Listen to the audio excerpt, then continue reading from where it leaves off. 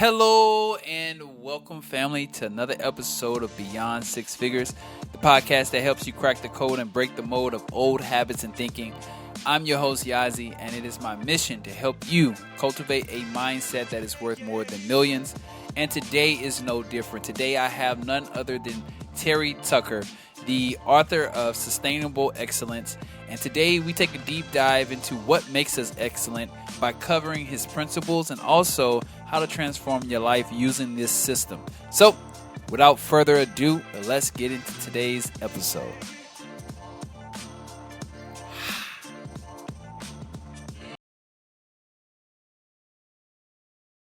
First, fact that you're not only a father, you're an author, you're a former athlete and law enforcement agent. So the great thing I loved about this book so far is the idea of purpose and defining it.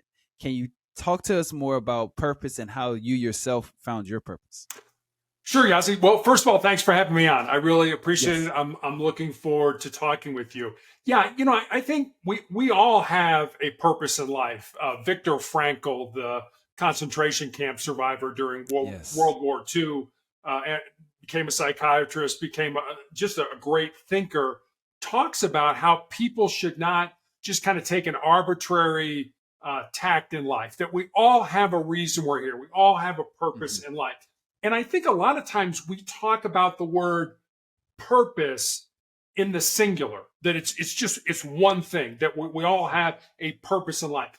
What I've found, at least for me, is that I've had purposes in life, plural. Like that. Like I say, when I started as a young man, when I was young, I ate, drank, and slept basketball. That's all I cared about. That's all I thought about. And I felt that was my purpose. And then as I got in, after my basketball career ended, after college, I felt my purpose was to be in law enforcement. Eventually got to that point and was able to realize that dream.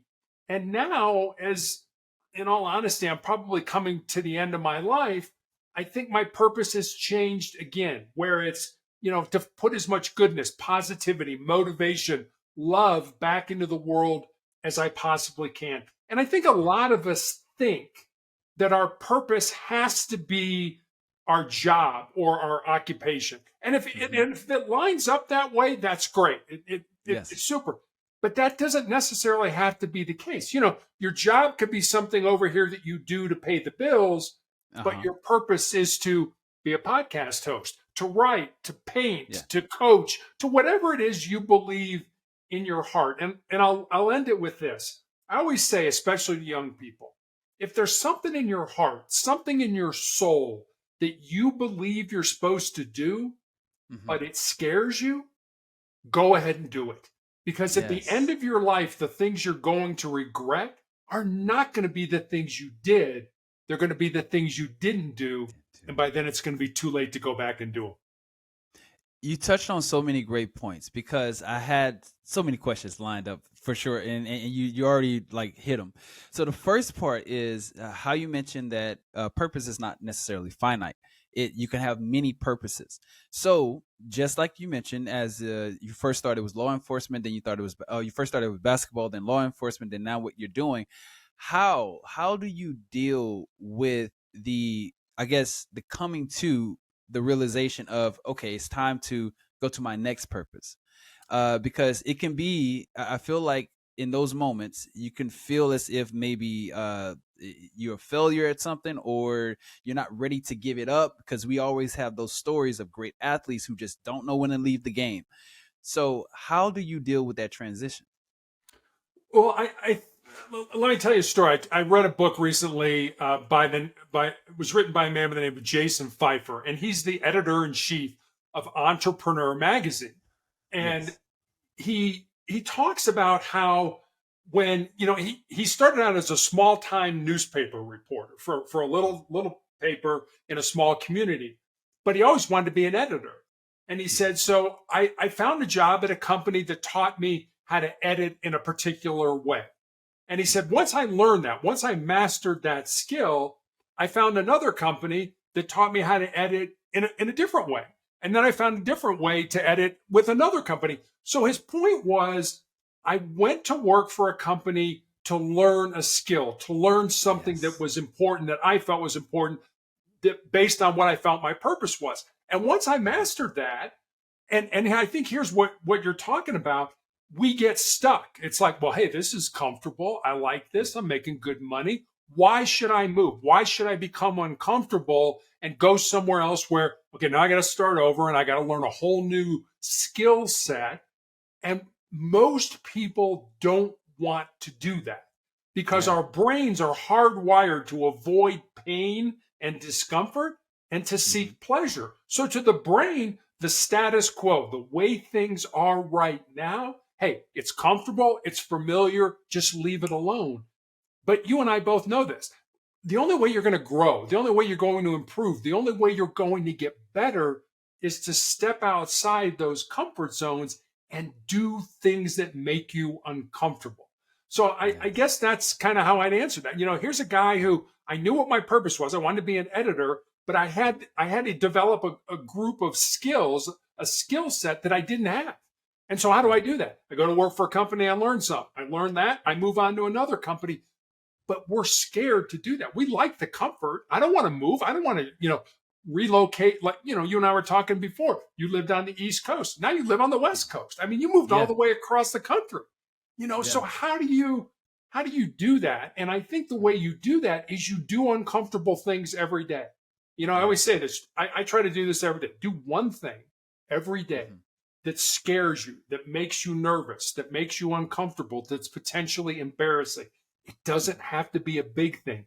But if you do those small things every day, when the big disasters in life hit us, we lose somebody close to us, we lose our job, we find out we have a chronic or a terminal illness, you'll be so much more resilient to handle that discomfort when it presents itself.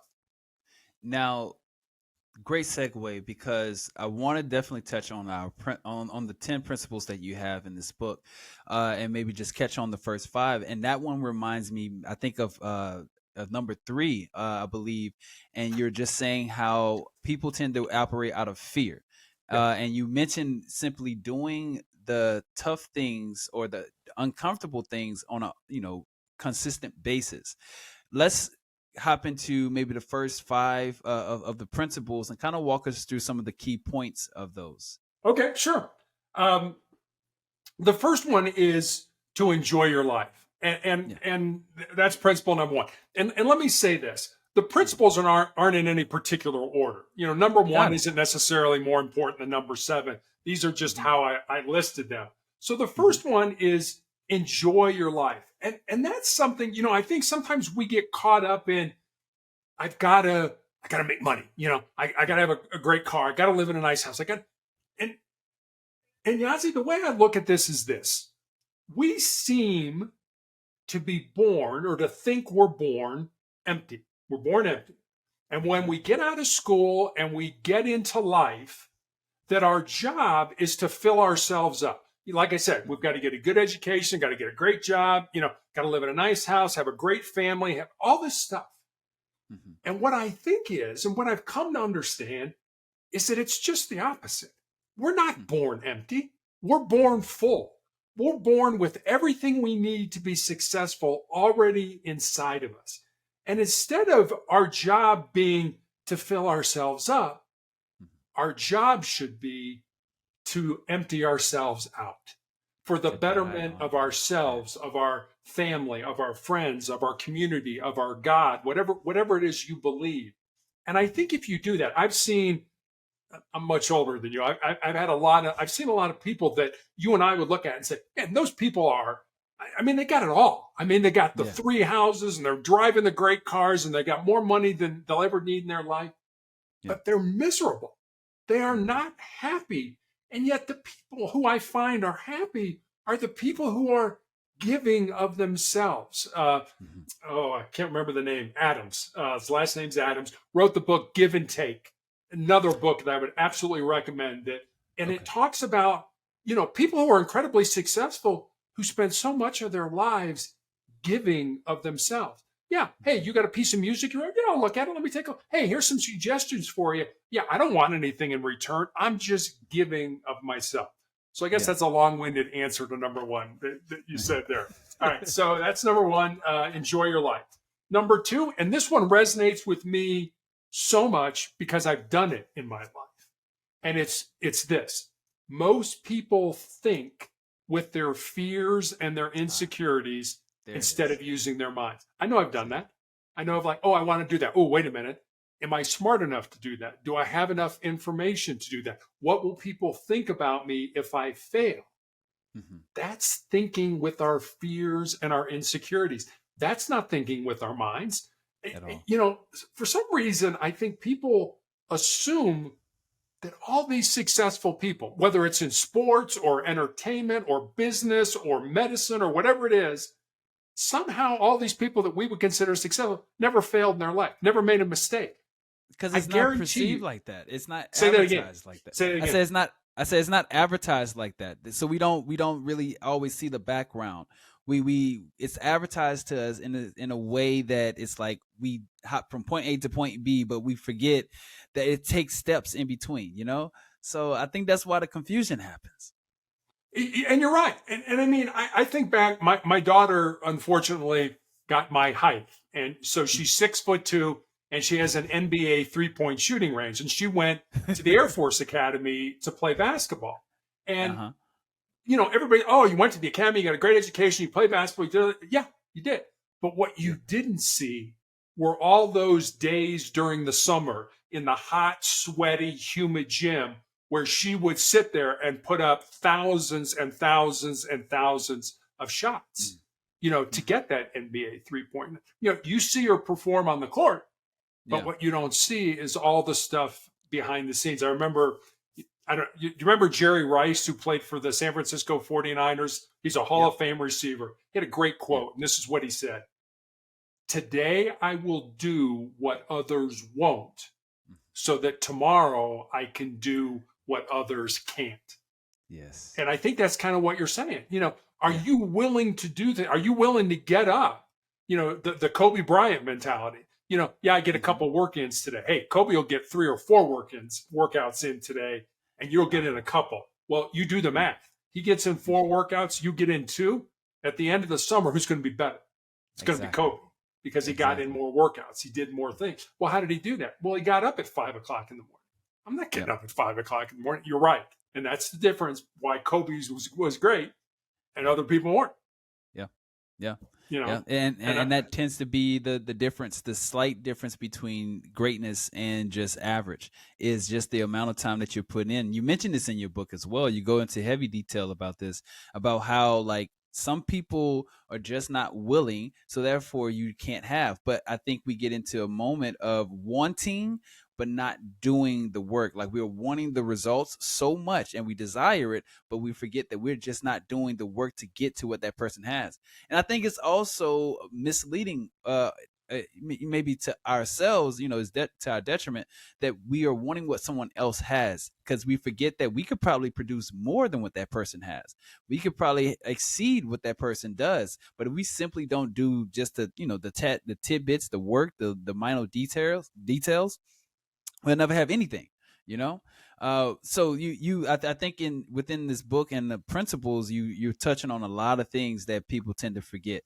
But let's continue. What's the next principle that we should be maybe considering when it comes down to our purpose? Because you mentioned this one thing that I really liked, and we can go from well, let's go to that. it. If you got something you want, go ahead, Okay. ask the question. Okay. Cool. So, this one really stuck out to me. So it's like a two-part. So first, you Okay. mentioned this quote that when I first heard it from you, I soon heard it from another podcaster that was talking, and it was the two most important days of our lives are the day that we were born and the day we figure out why. So Mark Twain. Mark Twain. So I would love to know maybe how you came to this point when you came to this quote and how it affected you. Yeah, that's a great question. Again, I think it goes back to what we were talking about a minute ago, with Viktor Frankl, that we all Mm-hmm. have a purpose on this earth. We're here for a certain period of time. And I've had people say to me, well, what if I don't have enough time to find my purpose? I guarantee Yeah. you that if you look for your purpose, if you search for it, and people say search for it with an open mind. I say search for it with an open heart. Mm. And figure out what you're good at, what you're interested in. I mean, you and I probably don't have the same gifts and talents, and that's Mm-hmm. good. You know, Yeah. I may, maybe you're great at accounting. I'm terrible at math. So accounting would probably not be something I would want to do. But Mm-hmm. find out what your purpose or what you're good at, what you're interested in, what kind of lights you up. And I think Yeah. we make this too hard. So we got to find this thing. What do you enjoy doing?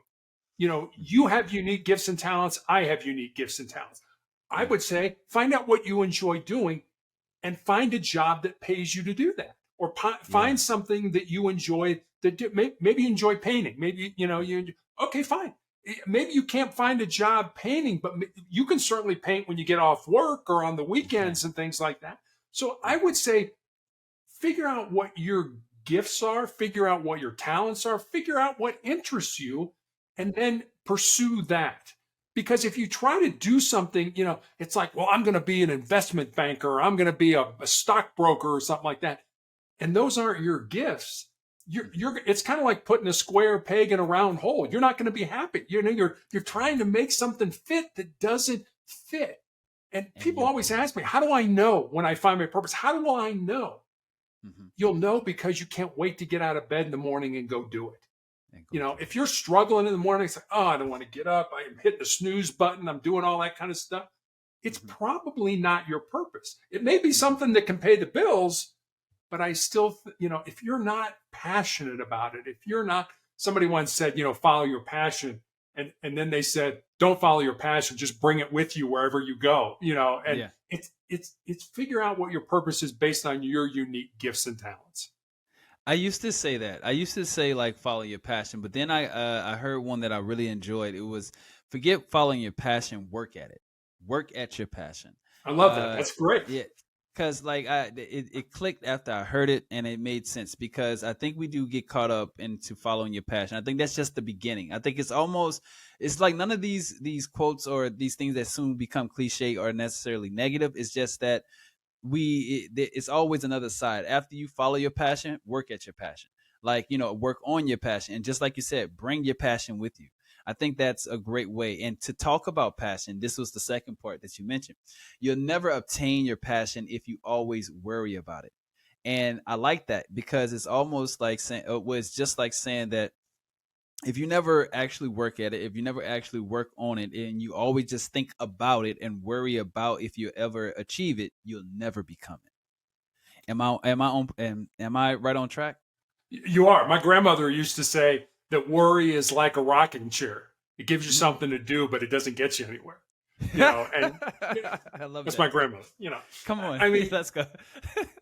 grandmothers they're great about that Great. stuff. I mean, a lot of Ah, wisdom. Yeah, oh, hey, and I got a lot of it sitting on the swinging chair on my grandma's porch. So exactly. Right. definitely understand. Same thing.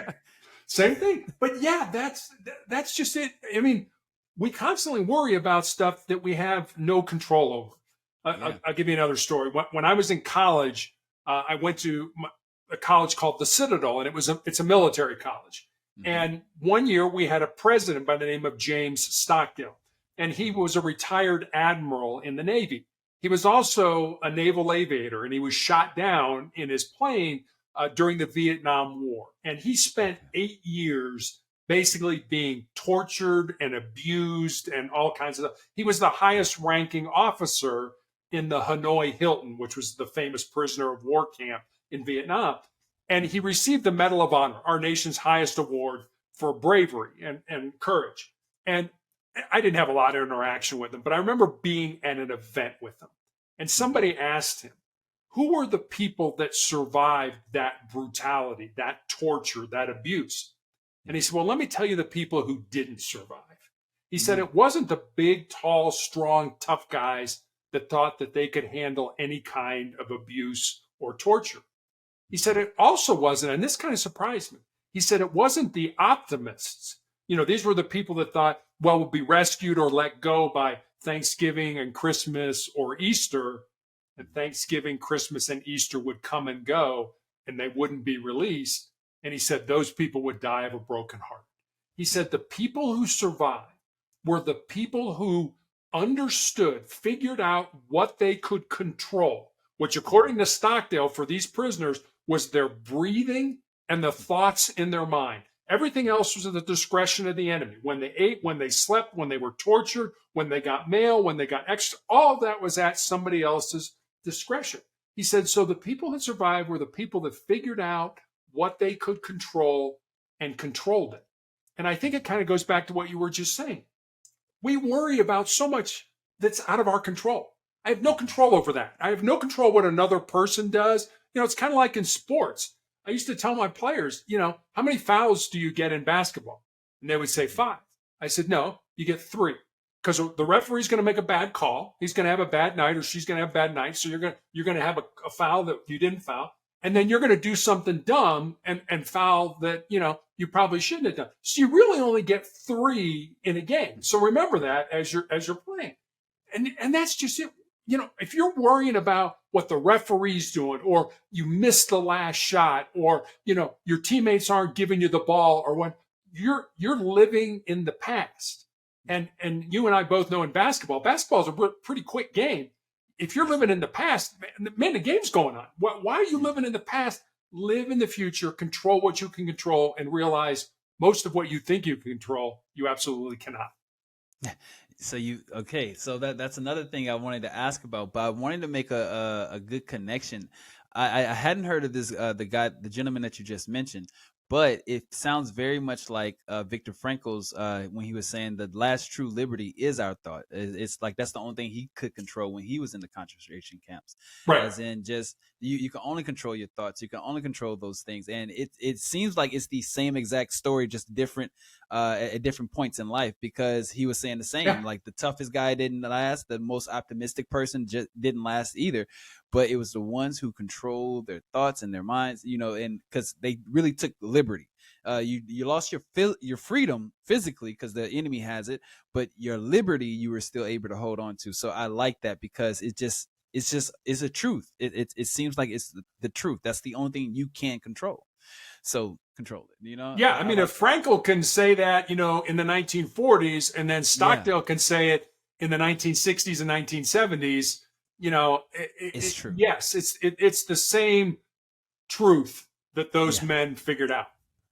So, okay. I want to touch on Citadel and I also want to touch on failure. So you mentioned in the book as in failure being a decisive, thing, and how it can seem like one thing, but it actually can bring you power if you decide. But before we get to failure, walk me through McAllister Fieldhouse. Your walk to McAllister Fieldhouse, and the moment you were thinking about quitting around this time, but there was one thing that kind of kept you in the game. Can you talk to me how what that one thing is? Share with the audience that one thing, but also how that kept you on track and how you didn't allow failure or your thoughts to, control you in that moment.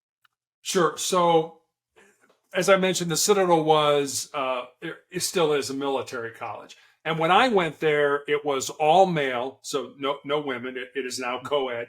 And it was one of the toughest places in the world. And I'm not just saying that because I went there, but it was supposedly one of the toughest military academies in the world.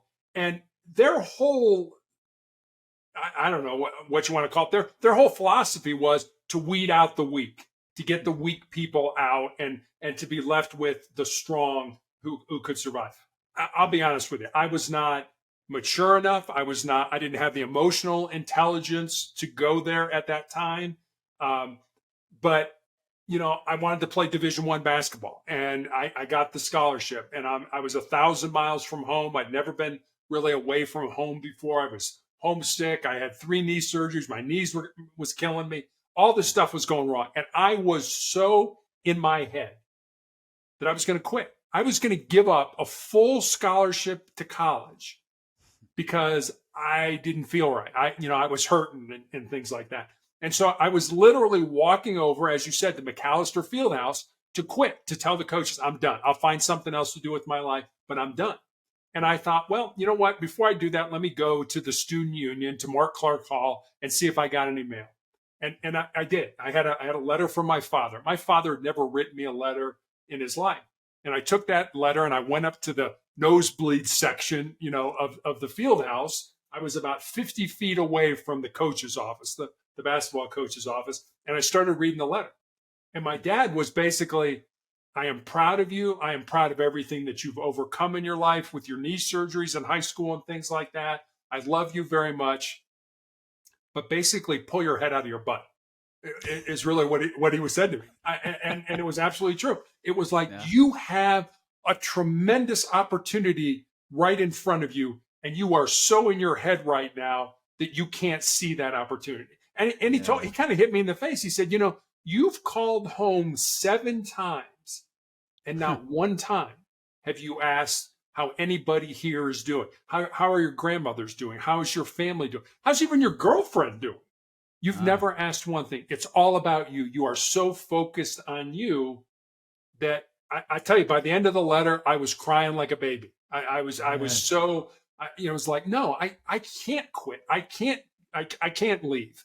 Mhm. And so I took the handkerchief out of my pocket. I wiped my eyes. I folded up the letter, put it in my pocket. I still have that letter today.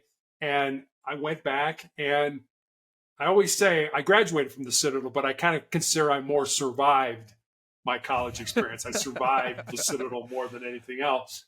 But it Yeah. was something that I learned a lot from, but it was kind of like planting a seed. I think a lot Mhm. of it didn't germinate until maybe 3, 4, 5 years after I graduated, where all that stuff sort of came together as I matured and grew as an adult. So, yeah, if Yes. my dad hadn't sent me that letter, if I Uh-huh. hadn't gotten it on that day, who Yeah. knows?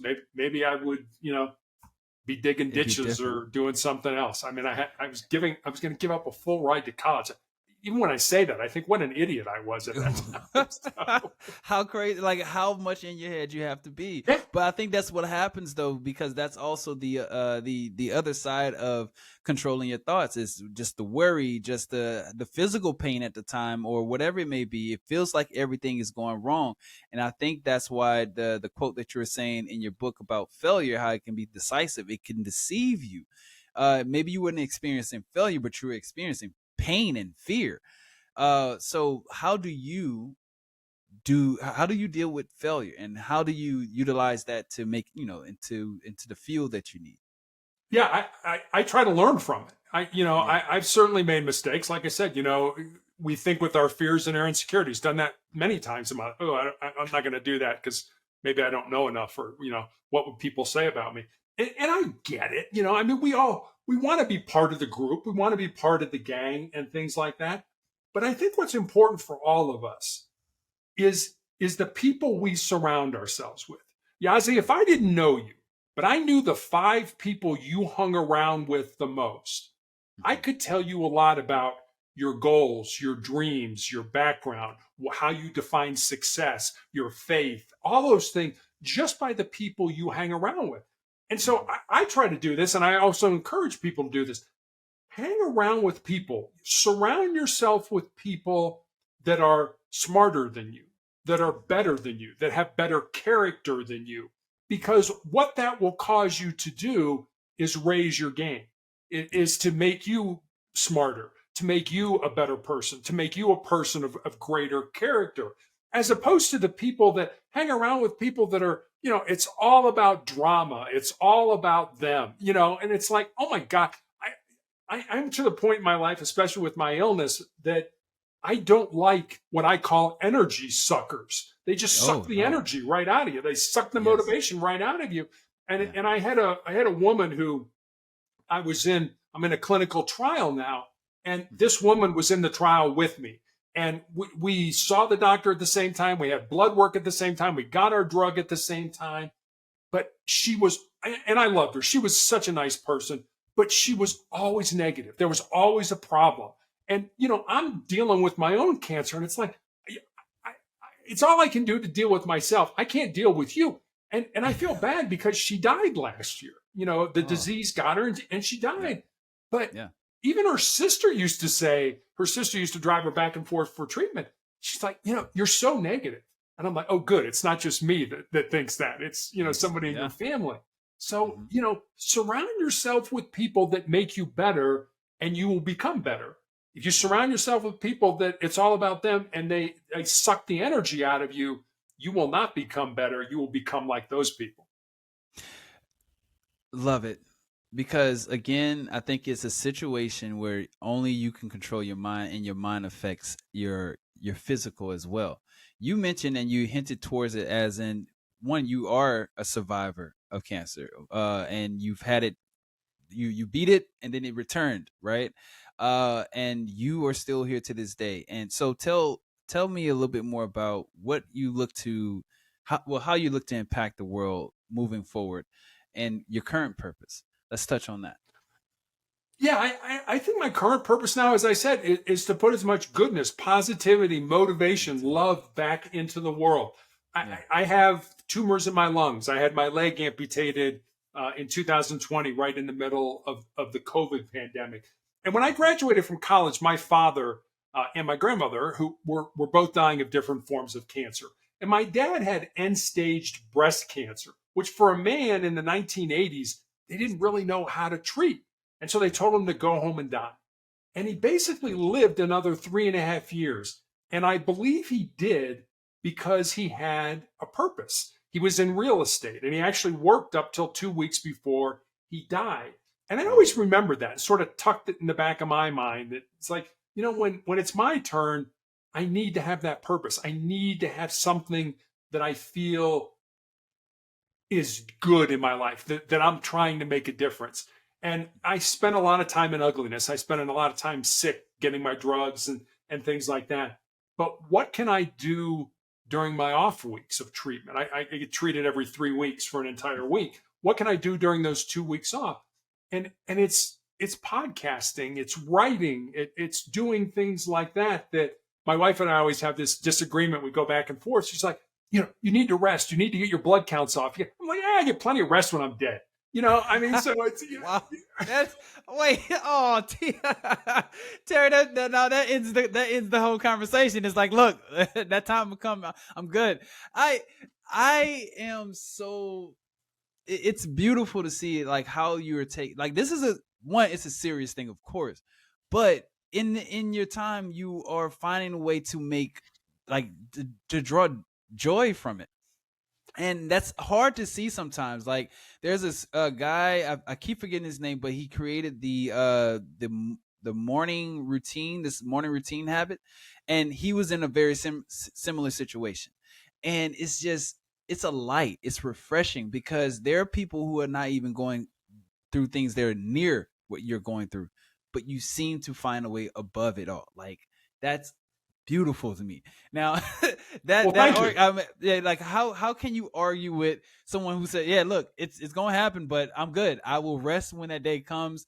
Don't worry about me." That's, oh my gosh, you are strong, sir. You, if no one's told you, I mean, you may not have thought you were strong in at Citadel, but obviously you were wrong about yourself, because this is a prime example of strength and just a belief, of faith, that not many people get even the opportunity to show. Like, it's almost, and no matter what some people's faith is, but it's like Job in the Bible. It's like he had everything taken away from him in some way, but you still find a way to give grace and show love. And I think you're showing up in an amazing way. So, if Well, I appreciate giving you that. your flowers while you're here, my man. Well, thank you for that. I always say it, and I think I was lucky. One of the things I've learned from team sports, and for me it was sports, I think it Yeah. can be whatever team you're on, is the importance of being part of something that's bigger than yourself. Then You yeah. realize on a team that if you don't do your job, not only do you let yourself down, but you let your teammates down, your coaches down, your fans down, your Absolutely. parents down, etc. And Yeah. if you think about it, the biggest team game that we all play is this game of life. So Yes. for me, it's about, again, not what I can get, it's Mhm. what can I give. Okay, that is beautiful. And I want to say, I wish you continue to give as much as you can, because I think you still have more in you, and you know it for sure. And to this point, and I love this, and I want you to touch on this as well. You have a quote, a section in the book you mentioned about, you said, "I can't imagine standing in the presence of our Creator, being unable to account for the gifts and the talents I was born with, that I didn't use, to make the world a better place. And to me, that reminds me of a book that I'm reading, I'm rereading, called The Book of Five Rings. And the quote in there was, because it's in reference to strategy and training. It says, when you sacrifice your life, and he was just talking about a warrior's perspective, you must make the fullest of your weaponry. And I think weaponry is your talent, because it is false not to do so and to die with a weapon yet undrawn. And to me, that's your talent, right? Like your weaponry or your skills and your gifts, and it being undrawn and dying with it undrawn is like you dying with regrets. So can we touch on that a little bit? And it seems like that's like the source of your drive. Like that's the source of who you are and why you want to continue to give. Yeah, and I guess let me answer that with this story. There's an entrepreneur out in California, played baseball for Pacific University. His name is Ed Milet, and Milet Yes. talks about the four types of people in the world. Yeah. And he says the first group are the unmotivated. And he said that's the vast majority of people in the world. And I think that kind of goes to what you were just saying. People who don't know their gifts, they don't know their talents, and they don't take the time to find those gifts and talents. Yes. So the first group are the unmotivated. Then the second group he talks about are the motivated. He said it's kind of a simple way to live. It's sort of a carrot and stick thing.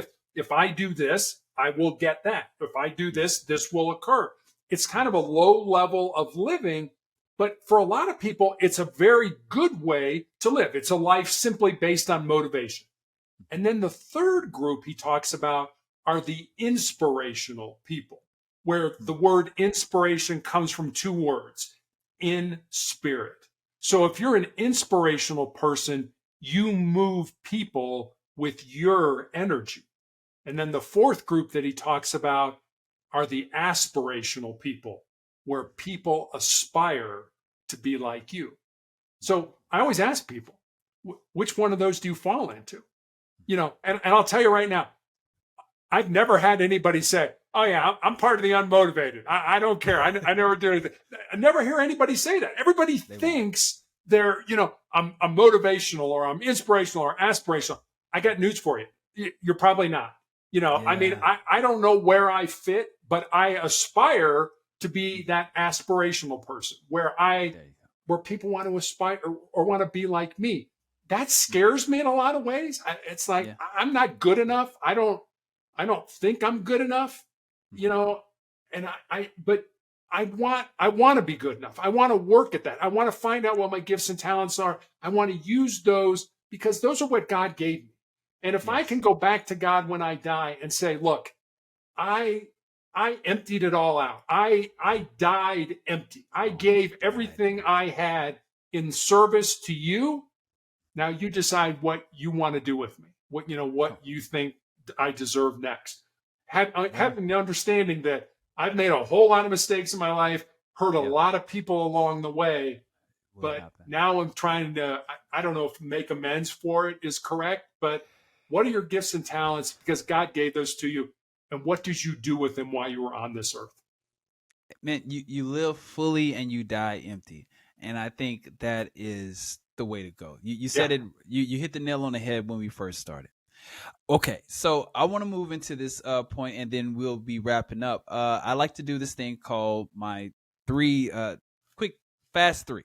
I still haven't came up with a name, but just a quick minute. Yeah, three quick questions, and then I want you to leave. And then you have 2 minutes to just leave the last few words for the listener, and then we'll be done. That sounds like a plan. Sounds great. Okay, so all right. First question. Last 5 minutes on Earth. What is the song you're playing? What is the song I'm playing? You may not even know the song. It's from a musical. It's called "The Impossible Dream." It is an amazing song. It's about giving everything you have, to your life, and kind of what we've just been talking about.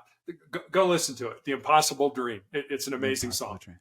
I will. I definitely will. I had another guest tell me a song. I had to go look it up. I learn people through their food, culture, and music. So I will go listen to this. Yes. So thank you for that. That's a great Sure. music advice. Okay. So top 3 books, must reads.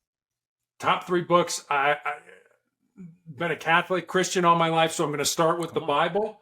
Let's go. The second book I would recommend is this book. It's called Legacy by Hmm. James Kerr. It is an amazing book about probably the most successful sports team in the world, which is the New Zealand national rugby team. They're called the Okay. All Blacks because their uniforms are all black.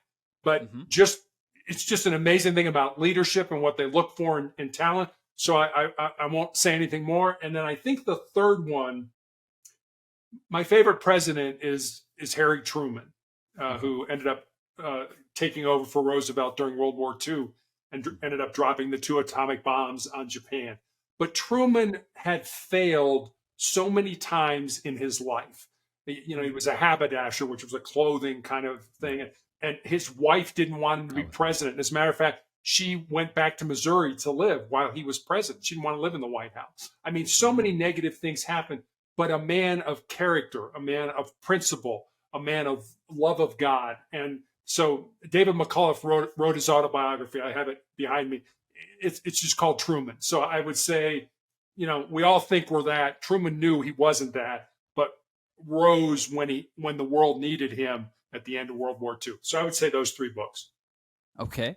And in the next in the next 6 months, what's the next place you want to go see, visit, or live?